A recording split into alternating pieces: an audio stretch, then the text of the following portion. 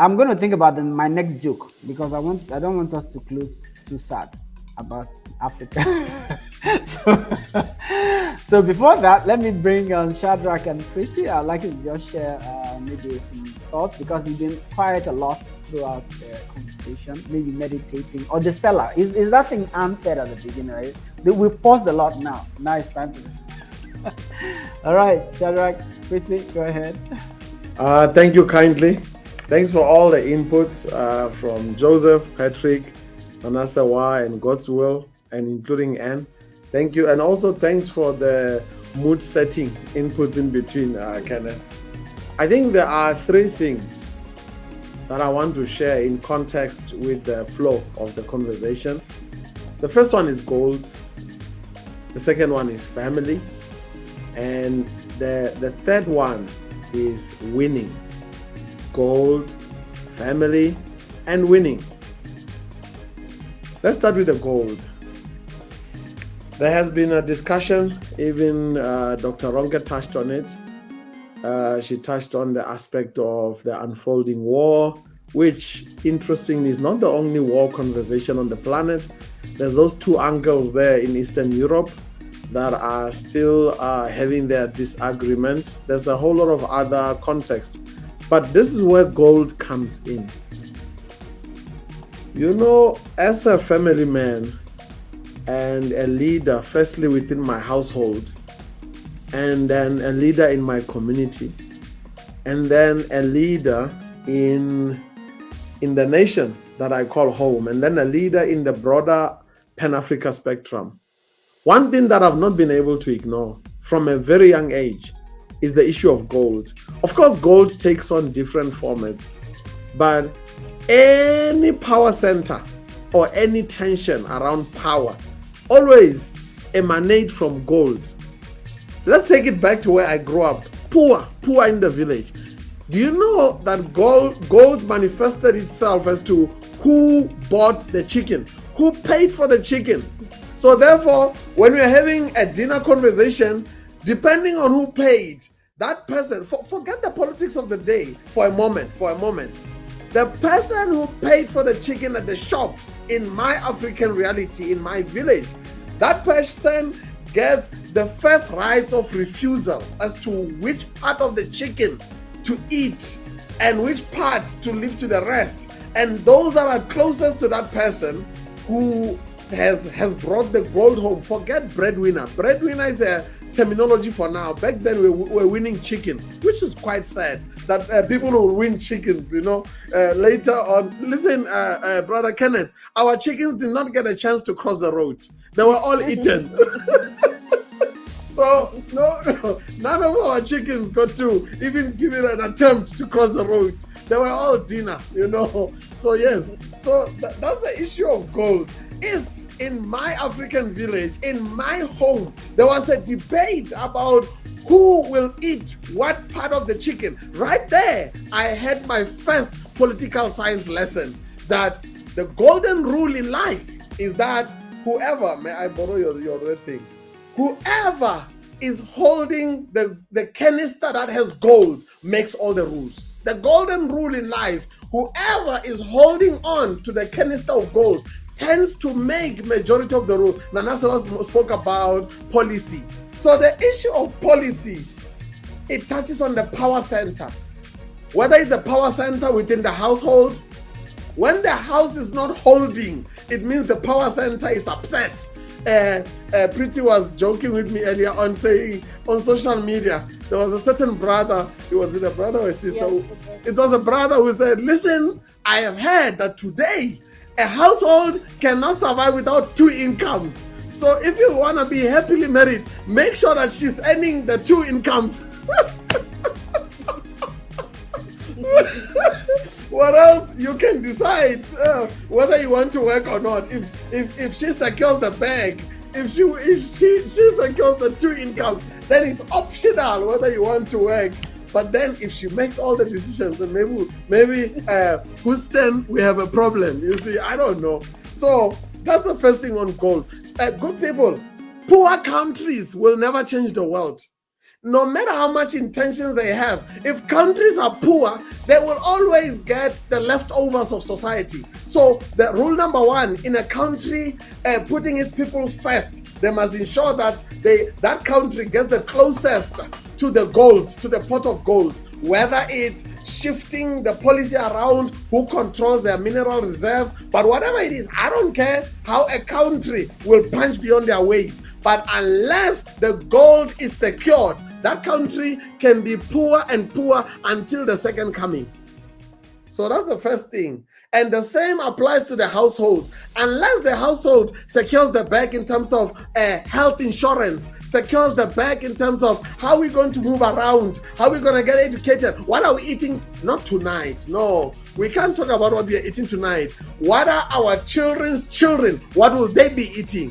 Unless we answer that to the third generation, we are in trouble. Like, I need to use the mic. Houston, we have a crisis. Unless we are financially secure to the third generation. And by the way, black tax, somebody said we don't give the planet. It was an environmentalist who said we don't pass on the planet to the next generation. No, we don't pass it on. We are actually borrowing it from them. We are not passing on the planet as an inheritance. We are borrowing it from the next generation. So I think the same thing applies around the black tax. There's a school of thought that is for black tax. There's a school of thought that is against black tax. What I'm going to say in the middle is that thou shalt not allow the lazy uncle in the family or the lazy aunt to steal from your children's future. That's all I'm saying. Whether you are for or against black tax, thou shalt not allow that creepy uncle to eat your children's bread. That's all I'm saying. You can now convene around what that means to secure the bag and to protect the gold, not for yourself, but for generations. That when I'm on a rocking chair, on a balcony somewhere, there are three things I want to answer. When my children, actually they're children, when my grandchildren ask, so grandpa, tell us, what did you do to move the needle forward for Africa?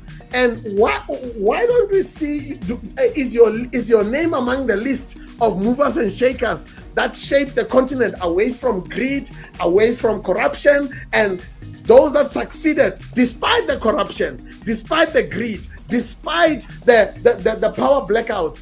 Is your name on that list? When I'm on the rocking chair, I don't want to, give me a moment. I don't want to grab my shoe. I don't want to grab my slipper shoe and aim it at them and tell them that they are talking nonsense. I want to be able to calmly have an answer for them. So if you see myself being a bit too serious, even when my brother Kenneth is asking us to be light-hearted, when I'm too serious, I am defending my rocking chair peaceful moment so that I will not say, you big head, why are you asking me difficult questions? I should be having an answer to say, my son, you must Google me. You're going to find a few things there that I have done my bit. I may not have redeemed Africa, but I've done my bit. If I do that, I would have gotten somewhere. So that's gold. I need to ensure that in everything I do, I secure the bag for my family, and then I help my community to secure the bag.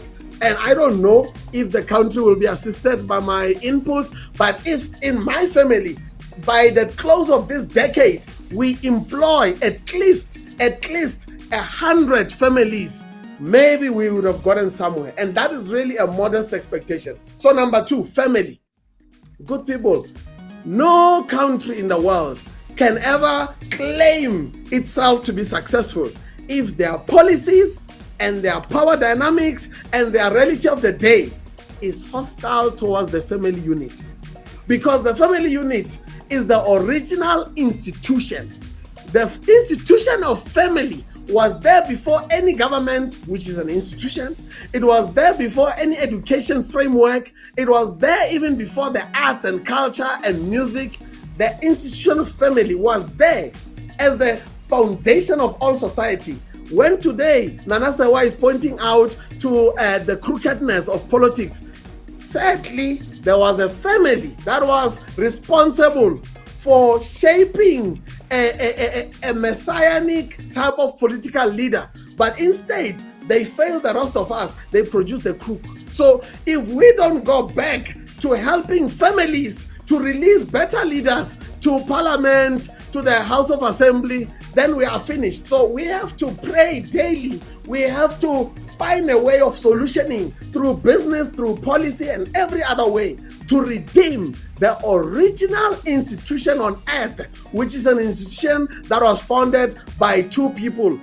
They were given a mandate that thou shalt multiply. That is the original institution. And I'm not going to go into the dynamics around America with gender and other things and other crises with certain rulings in court. I'm not going to go there. All I'm saying is I'm appealing to all of society to say, let's retrace our steps. Maybe some of you don't come from the village like I do, but we are all part of the global village that needs to remember the sacredness of the family unit, including a bit of German that was shared with us today. All those dialogues are happening within the family unit. When Nana Serwaa is saying you are African, she means you have an obligation to the human race in whatever posture you take, and power to you. And on that note, I promise to speak about gold and family and winning.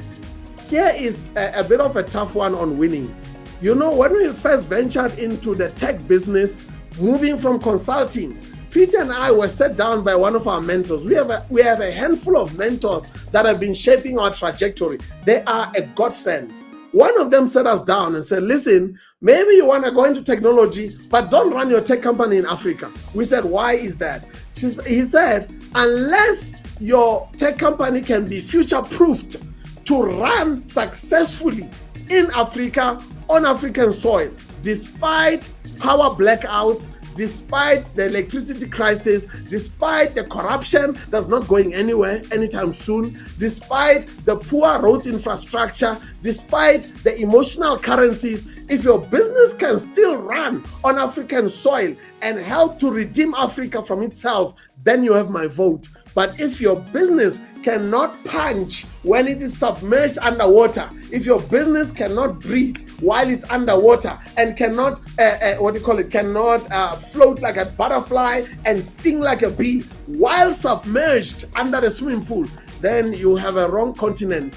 Meaning, winning is important in life. Yes, winning is not without its setbacks. But let's all strive to win, despite the odds that are against us, despite the naysayers, despite those that are even daring to ask us, what the heck are you doing? Winning is important. If we don't win, then we are all going to amount to a bunch of losers that will be throwing a shoe at the children that will be asking us, what did we do in our time? Instead of sharing answers willingly with them. Thank you kindly. Wow, as usual. You know, when I first met Shadrack, I gave him a title, chieftaincy title. It's the Blockchain Baron of Africa. So, and he has spread his tentacles to other areas, and something is brewing. And we can't say too much yet, but it's coming. It's coming very soon. That was insightful, and we have run out of time. Let me read what James says. I always like reading James's comments. Very insightful, very powerful. He says, leave it up to Shadrack to provide so much wisdom in such an entertaining and effective method. Bravo. And of course, much of that wisdom doesn't come without Preeti by his side, right? Good one. Thank you so much.